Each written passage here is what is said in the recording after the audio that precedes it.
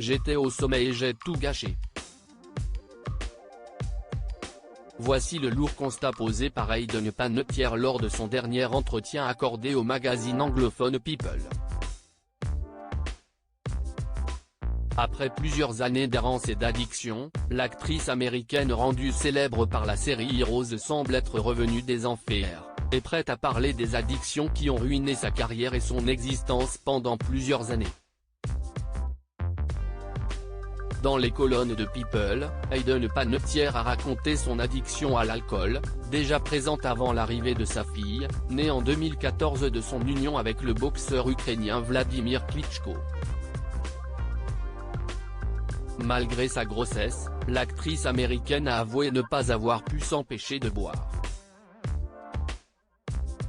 Hayden Panettiere séparé de sa fille un temps après la naissance de sa fille, les choses sont allées de mal en pis pour Hayden Panettiere, qui a subi une dépression post-partum dont elle a mis plusieurs années à se relever.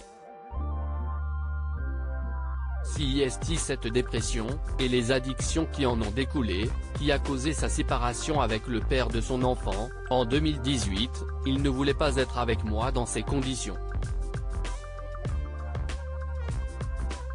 Moi-même je ne voulais pas être avec moi, a-t-elle déclaré.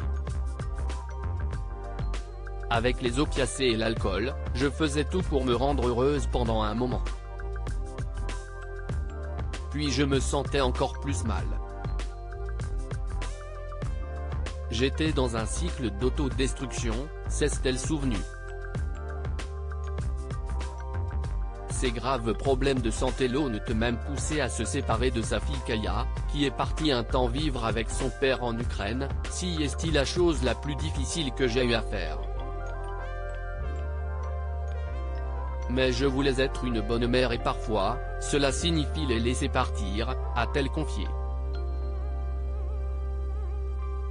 La carrière de Hayden Panettiere ruinée par ses addictions. Hayden Panettiere s'est également souvenu de cette carrière à succès, mise à mal par ses multiples addictions.